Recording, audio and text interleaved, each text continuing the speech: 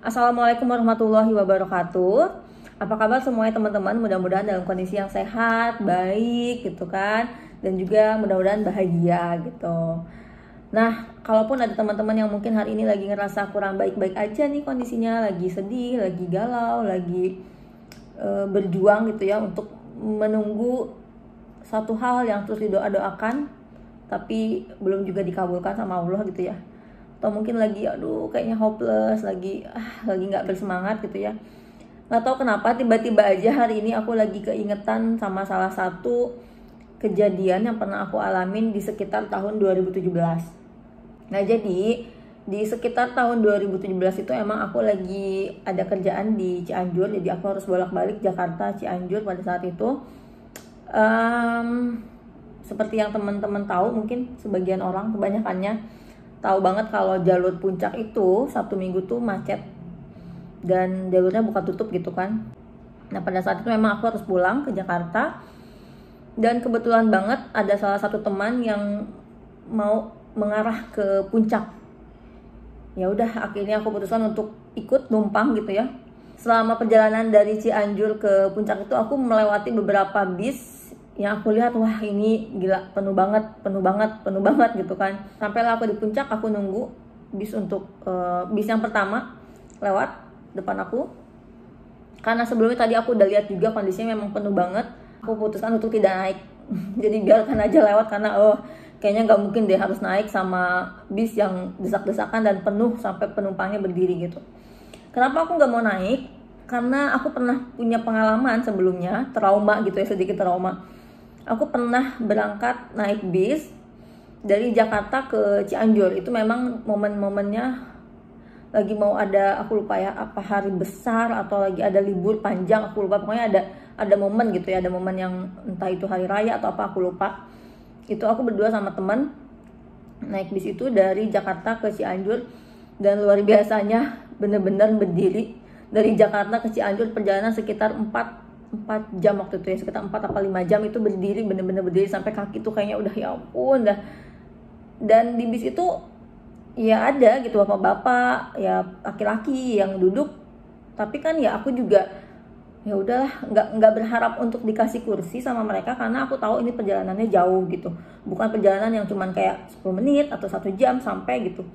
Ini perjalanannya keluar kota, jadi aku nggak berharap untuk mereka ngasih tempat duduk juga, walaupun ya posisinya aku sebagai perempuan gitu, tapi ya udahlah, aku juga tahu diri aja gitu.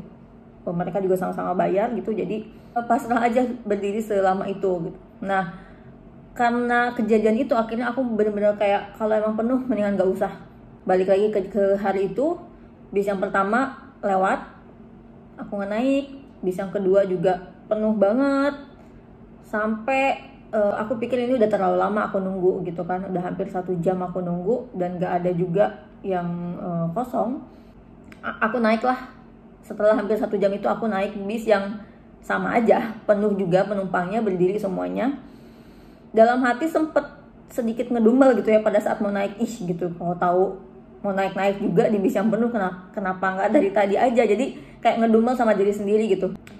Tapi pemikiran itu akhirnya berubah sekian detik setelah aku naik, nggak nyampe 1 menit. Aku naik bis dari pintu belakang, tiba-tiba aja di tengah keramaian penuh seperti itu, tiba-tiba ada salah satu ya laki-laki, nggak terlalu tua, nggak terlalu muda juga, sedang lah ya. Ya tiba-tiba si laki-laki itu berdiri gitu kan, dan ngasih tempat duduknya sama aku. Di tengah keramaian yang seperti itu, aku kayak kaget. Pertama kaget, kedua yang nggak enak, ngerasa nggak enak banget dikasih kursi, karena aku tahu ini perjalanannya bakal panjang gitu kan, bakal lama banget. Sama kayak ngerasa bersalah bahwa beberapa detik yang lalu tuh aku sempet kayak ngedumel gitu. Itu yang aku ngerasa kayak, oh ya Allah, ini maksud Allah, aku harus naik di bis ini gitu, karena aku akan ketemu sama orang ini yang baik gitu kan, yang mau ngasih tempat duduknya buat aku.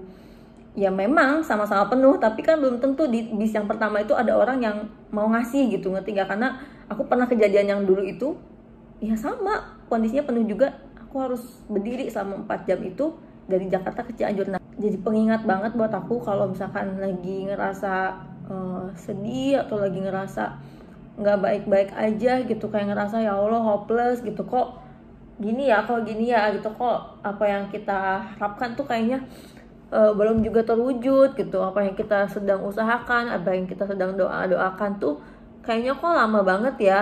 Kejadian itu bikin aku ngerasa itu kayak jadi tamparan banget buat aku untuk inget kejadian ini gitu. Kalau kamu bisa ngambil hikmahnya dari satu kejadian yang kecil itu, ini luar biasa banget. Itu hal-hal yang mungkin ya kecil ya, sepele, tapi buat aku tuh ya Allah gitu, ini tuh sebegitu indahnya Allah udah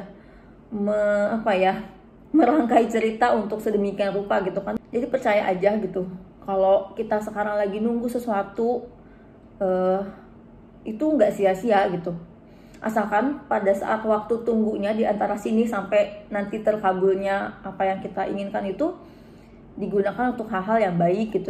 Menunggunya dengan proses yang sabar, menunggunya juga dengan hal yang positif gitu, melakukan hal yang positif, dan pastinya selain usaha yaitu berdoa gitu kan. Dan ya udah pasrah gitu ya, mudah-mudahan apa yang Allah kasih itu udah pasti, bukan mudah-mudahan lagi, dan itu udah yakin banget kalau itu adalah suatu hal yang pasti baik untuk kita gitu, yang kita nggak akan tahu gimana caranya gitu.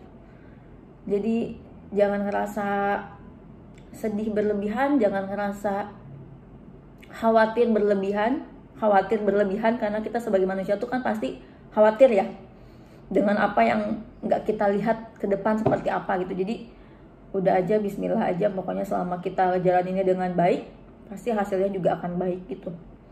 Itu sih mungkin sedikit cerita buat aku gitu ya, yang bisa jadi pengingat buat aku, penyemangat kalau lagi sedih ingat kejadian itu. Mungkin teman-teman juga punya banyak kejadian serupa dengan caranya, dan kalau kita bisa ambil hikmahnya di setiap kejadian yang kita laluin, itu bisa jadi pengalaman yang luar biasa banget untuk kebaikan kita lah gitu. Itu aja teman-teman, tetap semangat pokoknya. Mudah-mudahan apa yang sedang kita upayakan sekarang ini segera diwujudkan dengan cara yang pasti indah. Assalamualaikum warahmatullahi wabarakatuh. Terima kasih.